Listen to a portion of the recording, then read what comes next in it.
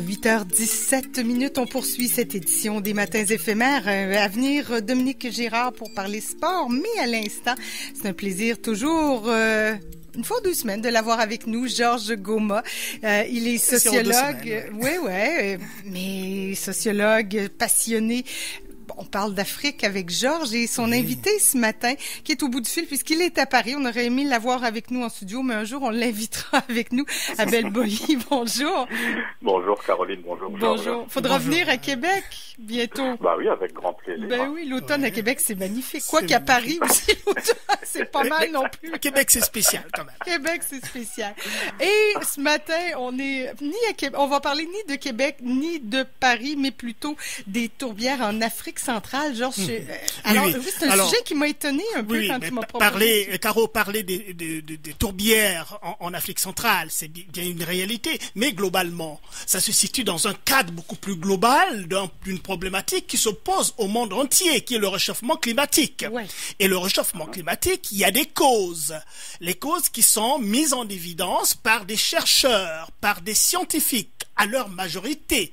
Il y a certainement des chercheurs qui sont dissidents, qui ne pensent pas que vraiment cette histoire de réchauffement climatique est réelle, mais d'une manière générale, les scientifiques ont établi, avec des preuves, des recherches, administration des preuves, et d'ailleurs, toi et moi, nous voyons autour de nous quand même les conséquences de ce réchauffement climatique. Oui, en Islande, on a même mis une plaque sur un glacier qui n'existe plus. Tout à fait. Alors, donc, c'est un problème quand même très sérieux à l'échelle mondiale. Ouais. Nous allons parler de l'Afrique centrale et ça sera l'occasion pour nous quand même de voir un peu, comment ce qui se passe en Afrique centrale peut avoir des effets ici au Québec. Ou bien on c'est l'effet papillon, c'est partout. Voilà, c'est partout.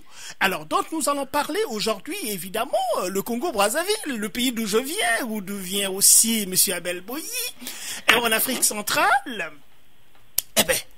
ça représente un très grand morceau dans cette histoire du réchauffement climatique, parce que, évidemment, on a découvert qu'il y a des tourbières.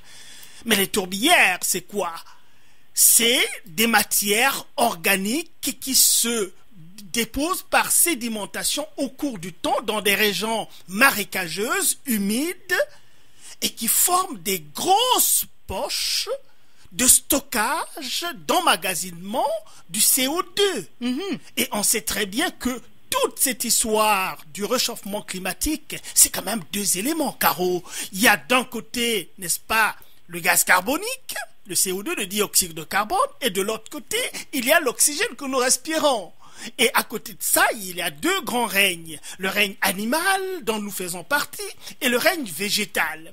Le règne végétal rejette l'oxygène dans la nature, dont nous avons besoin pour notre existence, et nous rejetons le gaz carbonique dont le règne végétal a besoin. Ouais, c'est ce qu'on appelle la photosynthèse. Et donc, évidemment, s'il y a rupture entre ces 2 éléments-là, l'oxygène et le gaz carbonique, on a évidemment des impacts extraordinaires, n'est-ce pas, sur la nature, sur notre environnement, et on peut entraîner la nature, notre environnement, à la disparition. Oui.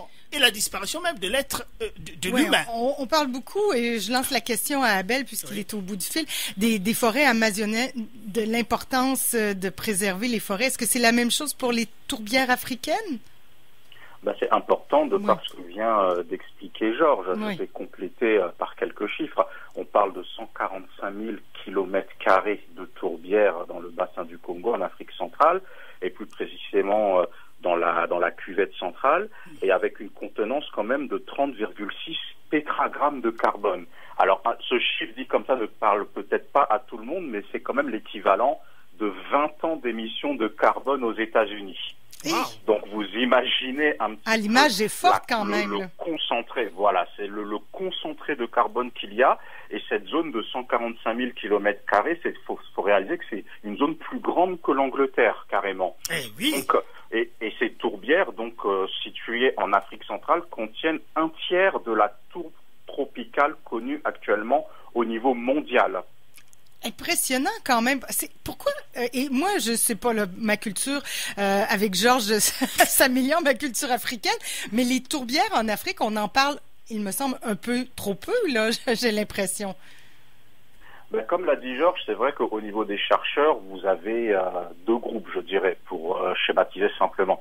Vous avez des chercheurs qui sont vraiment préoccupés par l'écosystème, par le dérèglement climatique et les éventuels risques dus à la tourbière. Et vous avez des chercheurs, je pense, qui peut-être sont sous l'égide de certains lobbies et qui n'ont pas forcément intérêt à donner des études précises, parce qu'il y a deux grandes préoccupations principales dont on va parler, je pense, juste après avec Georges, qui font que, effectivement, si on dit qu'il ne faut plus toucher à ces zones marécageuses, je pense que ça peut gêner certaines multinationales, mais on va y revenir dans quelques minutes, je pense. Allons-y, Georges. Oui, allons-y, mais c'est-à-dire quelles sont ces préoccupations? Mais ces préoccupations, Caro, les tourbières, là, finalement, c'est un problème de responsabilité. Je prends l'exemple, Abel, j'espère que tu seras d'accord avec moi, d'une personne qui a le bouton sur, comment on l'appelle? Le bouton atomique. Oui, le bouton rouge. Le bouton rouge. En France, aux États-Unis, quand un nouveau président arrive, il se retire en secret avec le nouveau président, l'ancien président, pour lui donner le code. Voilà. Et les tourbières, c'est la même chose. On n'exagère pas du tout, vu la gravité de la situation. C'est-à-dire que, écoutez, emmagasiner cette quantité de gaz carbonique, de CO2, et prendre la décision de libérer, n'est-ce pas, ces grandes quantités, c'est terminé. C'est terminé. Donc en Afrique centrale, le Congo-Brazzaville, on a eu l'occasion de beaucoup en parler. La République démocratique du Congo, le grand scandale géologique, le pays le plus riche du monde par les matières premières et qui est l'objet de toutes les convoitises. Eh bien, au Congo-Brazzaville, dans la cuvette congolaise, évidemment, où se trouvent toutes ces tourbières, il y a une personne qui a entre ses mains ce bouton rouge. Mais c'est Denis Sassou Nguesso. Et qu'est-ce qui se passe au Congo-Brazzaville? Le troisième producteur du pétrole en Afrique subsaharienne et qui exploite le pétrole depuis les années 80, sinon les années 70. Et qui est le pays, malheureusement, le plus pauvre du monde depuis bientôt 50 ans qu'on exploite le pétrole. Et nous avons vu ici aussi que ce petit émirat qui pouvait être un émirat, était en banqueroute pratiquement et vient d'obtenir, n'est-ce pas, un prêt de la banque du FMI. Ça, c'est important, ce contexte de comprendre, parce que ça vient évidemment impacter l'histoire des tourbières, puisque l'actualité de la semaine dernière dans le monde entier était autour de l'annonce par le président Denis Sassou Nguesso de la découverte d'un gisement onshore, c'est-à-dire ce n'est plus offshore dans les mers, mais sur la terre, terre. Et ce gisement se trouve évidemment dans cette partie où se trouvent, n'est-ce pas, les tourbières. Bon, ça vous fait rire, monsieur oui, mais alors, je vais laisser Abel continuer un peu sur ça, puisque j'ai ouvert, évidemment, la problématique qui ne se pose pas seulement au Congo-Brazzaville, mais qui se pose au monde entier. Parce que exploiter le pétrole dans cette zone-là, c'est remuer la vasière. Oui. C'est libérer. Est-ce qu'il y aura quelqu'un pour le stopper, monsieur Boilly? Qu'est-ce que vous en pensez? Quel est votre point de vue sur ce que Georges vient de dire? Je suis tout à fait d'accord, et pour résumer justement les deux grandes préoccupations, parce que c'est bien important de comprendre la préoccupation climatique qui est liée à la préoccupation industrielle. Pour revenir sur la préoccupation climatique, comme l'a bien dit Georges, la tourbière, c'est important de préciser, comme ce sont des zones marécageuses, donc elles sont dépendantes des précipitations. Donc il y a dangerosité due à une réduction des précipitations ou une modification de sa répartition, ce qui pourrait conduire à un assèchement des tourbières, à une décomposition accrue de la tourbe et ultérieurement à des rejets de carbone qui pourraient même se manifester par des déjections de gaz de fumée visibles à l'œil nu. Et les tourbières asséchées brûlent facilement. Et quand on parlait d'enjeu mondial, je tiens à rappeler qu'il y a eu des incidents mortels très graves en 2015 en Indonésie dus à des zones qui comprenaient des tourbières qui étaient desséchées. Donc l'autre menace, comme ça vient d'être dit, potentiel pour l'hydrologie des tourbières. Donc ça inclut l'agriculture basée sur le drainage, l'exploitation forestière, l'exploitation minière, l'extraction de pétrole et la construction des infrastructures, parce que dans nos merveilleux pays où on nous promet de construire des routes, eh ben, a priori, dans certains projets de construction de routes, eh ben, il y a des chemins qui passent par ces zones où il y a des tourbières aussi. Donc, qu'allons-nous faire? Faut-il saccager ces zones au risque de déstabiliser de façon définitive, parce que quand même, quand on parle de 145 000 km², une surface plus grande que l'Angleterre, si on déstabilise cette zone, toutes les réunions que l'on fait, toutes les manifestations écologiques, elles deviendront caduques et de façon définitive, parce que quand on parle de 20 ans d'émissions de carbone aux États-Unis en termes de concentré de ce que l'on trouve dans ces tourbières-là, ce n'est pas quelque chose qu'il faut négliger. Et en fait, nous sommes tous responsables. Vous avez un président qui détient effectivement le bouton décisionnaire, l'arme atomique en ce qui concerne ce sujet. Il y a d'ailleurs un accord qui avait été signé, si je ne me trompe pas, Georges, avec l'ancien président Kabila de RDC à Brazzaville par rapport à la préservation. Mais on est dans quelque chose de caduc parce que justement, l'exploitation pétrolière, l'exploitation minière, elle continue. Il y a des accords qui sont signés, on découvre des nouveaux gisements et tout de suite vous avez des sociétés, qu'elles soient externes ou des sociétés, comme ici la parole est libre, qui appartiennent à la famille du président, qui préemptent ces terrains pour pouvoir exploiter. Donc moi je ne vois pas comment est-ce qu'on va forer une zone marécageuse qui est rempli de tourbières sans libérer justement tout ce carbone qui est nocif pour notre humanité. C'est compliqué. Oui, et vous l'avez dit, là on parle de notre humanité, de notre planète, là on parle pas juste des intérêts. Mais qu'est-ce qu'on fait avec un dictateur comme Sassou Nguesso qui n'a aucun respect de la vie humaine? Comment peut-on lui demander d'avoir le respect de l'écologie ou Avant qu'Abel n'intervienne là-dessus, je vais commencer.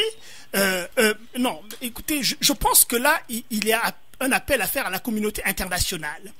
La communauté internationale, parce que M. Denis Sassou Nguesso fait est au su et au vu de tout le monde depuis un certain temps, Caro. Depuis un certain temps, au su et au vu de tout le monde, et même le bail-out du Fonds monétaire international ne devait pas lui être accordé en aucune façon parce qu'il y a une question de la responsabilité. Un pays qui, à peine il y a deux ans seulement, a eu des excédents extraordinaires de près de 31 millions de dollars canadiens dans 14 000 milliards il y a 2 ans seulement, des excédents, se retrouvent 2 ans après seulement en banqueroute pratiquement.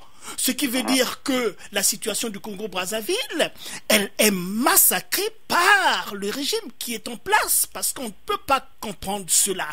Et donc, il faut le savoir que la communauté internationale qui laisse faire un monsieur tranquillement comme ça, on porte aussi une responsabilité historique de ce qui peut se passer au Congo-Brazzaville, parce qu'autour de M. Denis Sassou Nguesso s'est constitué des grands lobbies, évidemment, d'exploitation des minerais et machin, et qui ne voient pas, qui mettent en parenthèse la dimension écologique de la chose, qui va dans le sens de cette deuxième catégorie de chercheurs qui pensent que c'est une fantaisie, cette affaire-là. Donc, je pense qu'à un certain moment, il faut que ça s'arrête et que la communauté internationale redore son blason et reviennent à ces chartes, à l'esprit même de ces chartes qui sont dans la protection de l'humanité. Est-ce que oui, voilà la proposition de Georges que la communauté internationale revienne à ces chartes. Monsieur Boilly, qu'est-ce que vous en pensez? Oui, probablement que vous êtes d'accord, mais est-ce que c'est possible? Est-ce que c'est réaliste comme proposition? Techniquement, c'est possible. Après, ça dépend des personnes qui composent cette communauté. Mais en plus de la communauté internationale, on voit ce mouvement d'écologistes, notamment au niveau de la jeunesse, qui grandit un petit peu partout. Et ça serait bien de pouvoir les interpeller sur ce qui se passe en Afrique. Parce que quand je regarde les manifestations qu'ils font, vraiment, ils ont beaucoup de zèle. Certains même sèchent les cours 1 à 2 fois par semaine. Bon, chose que je ne conseillerais pas. Mais en tout cas, il y a un zèle qui est manifesté. On parle de ce qui se passe dans les grandes nations occidentales.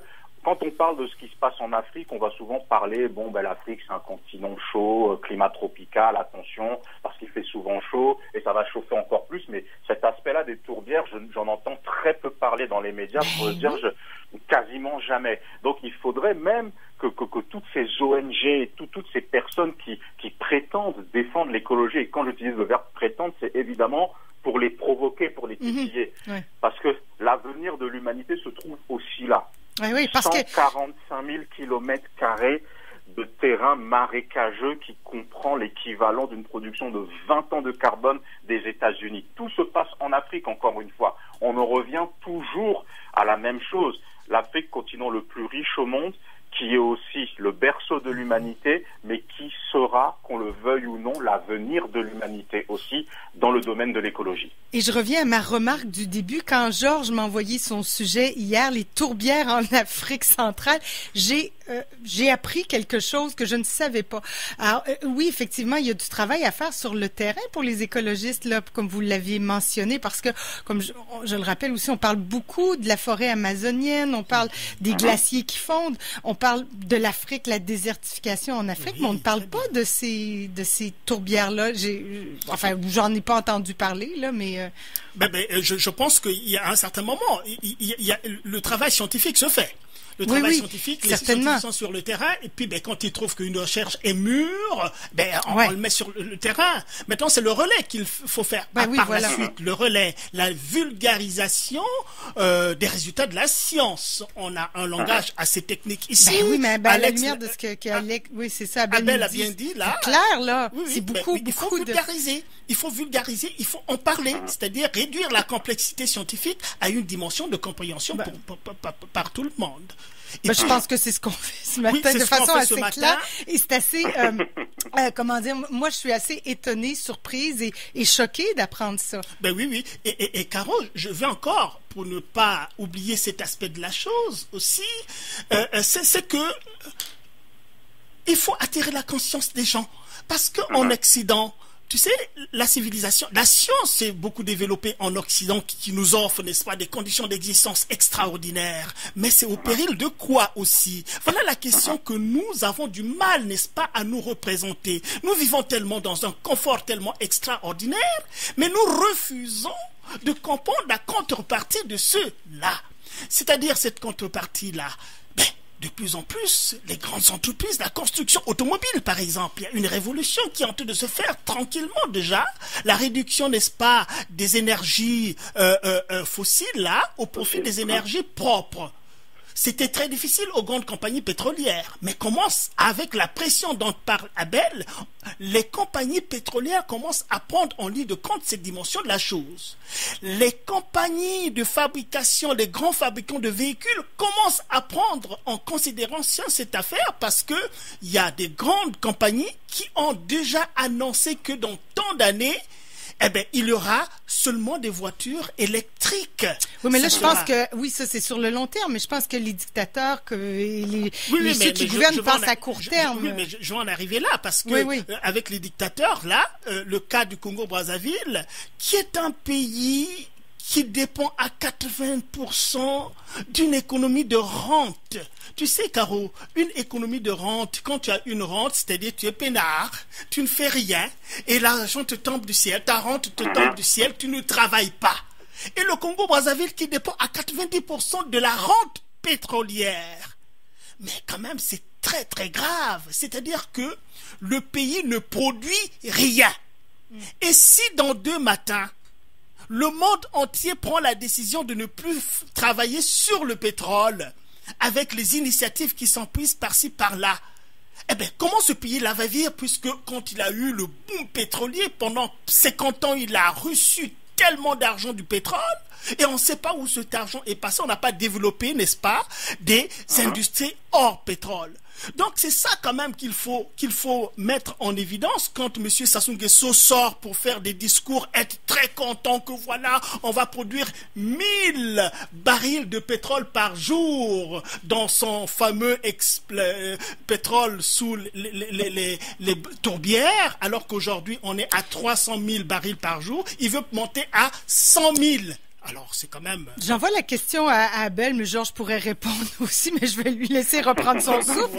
Voilà, sur le terrain en Afrique centrale, la population, on sait, est-ce qu'elle est écologiste, la population? Est-ce qu'elle lutte pour l'écologie? Quand on a d'autres soucis, là, est-ce qu'on a envie de lutter pour l'écologie? Comment ça se passe sur le terrain avec la population? Moi, je dirais, et Georges confirmera, parce que lui a vécu, moi je suis né en France, mais de ce que je sais, vous avez la population qui vit dans les villes, mais plus on va vers la campagne, plus on va vers les villages, il y a une manière de vivre presque ancestrale, j'ai envie de dire, qui forcément où l'homme est en harmonie avec la nature. L'homme est dans l'écologie, il n'a même pas besoin de militer, il a besoin d'entretenir la terre, il a besoin d'irriguer la terre, il a besoin de travailler à trouver un équilibre, parce que l'équilibre de la nature dépend de l'équilibre de la survie de l'humanité dans ce cadre de vie. Et ce qui se passe, c'est que c'est cette surindustrialisation, quelque part, qui a commencé à corrompre les mœurs. Donc comment est-ce que nous revenons, comme l'a dit Georges, nous sommes tous responsables, la communauté internationale, et puis il y a un besoin de sensibiliser les gouvernements, la société civile, le secteur privé, parce qu'il faut préserver ces écosystèmes. C'est pas parce qu'à chaque fois on trouve des minerais, de l'or, du pétrole partout qu'il faut détruire la nature. La nature a besoin aussi, elle a besoin aussi, pour rester équilibrée, de garder une partie de sa richesse. Parce que si on la dépouille, on la déséquilibre. Et c'est vrai que quelque part, aujourd'hui, nous avons besoin d'être tous responsables, parce que pour la majorité des personnes que nous sommes, et je me mets dedans, le message de l'écologie, il rue dans les brancards depuis, on va dire 45 ans facile. Mais avant, les écolos, on les voyait comment? C'était des gens un petit peu, moi je me souviens quand on était jeunes, les écolos, c'est des gens qui fument du shit, ils ont les cheveux gras, ils nous cassent les pieds avec la fin du monde tous les jours. Mais aujourd'hui, on se rend compte qu'ils avaient raison. On s'en rend compte, pourquoi? Parce qu'on commence à voir dans notre quotidien, donc il y a toujours ce côté égoïste dont nous avons besoin de sortir. Nous commençons à voir dans notre quotidien les conséquences. En France, on a eu 2 temps forts de canicule qui ne sont jamais arrivés en France depuis que la mesure météorologique existe. Donc franchement, moi j'habite en plus à la campagne où il est censé faire plus frais, mais on étouffait d'une manière, c'est quelque chose qui n'avait jamais été vu. Et le mois de juillet a été le mois le plus chaud de l'histoire de France. Ça a été décrété officiellement. Donc qu'est-ce que l'on fait? Donc il faut se mobiliser. Les mentalités des dictateurs, on les connaît. Donc s'ils n'ont pas la pression de la communauté internationale, ils ne bougeront rien. Et si la communauté internationale n'a pas la pression des peuples, mais sur le plan international, ils ne feront rien. Donc on part de nous-mêmes en fait. Il ne faut pas attendre que ça vienne de l'autre. Ça va partir de notre prise de conscience et de notre responsabilité personnelle au quotidien. Oui, mais écoute, il me reste 2 minutes, Caro me le signale. Mais écoutez, c'est pour dire que cette question est très essentielle que vient de poser Caro, c'est-à-dire quelle est la posture, n'est-ce pas, des personnes sur place, des populations sur place. Mais ces populations sur place, nous avons affaire à des dictateurs. Donc ce sont des populations qui sont conditionnées, qui sont mis dans des situations de ne pas bouger. Ils peuvent pas marcher. Déjà au Congo-Brazzaville, il y a une loi qui est sortie que plus de 3 personnes ou 4 personnes ne peuvent pas se mettre ensemble. Alors voilà, évidemment, difficile de marcher pour l'écologie. Difficile de marcher pour l'écologie. Il n'y a pas longtemps, il y a eu un événement sportif où les jeunes sont sortis. Et évidemment, voilà, l'événement qu'il y a eu à Toronto, la victoire des Raptors. Des Raptors. Il y avait des Congolais là-dedans aussi. Et là-bas, on a fait la fête et la police est intervenue pour casser les jeunes qui faisaient la fête. Donc nous sommes dans cette situation-là.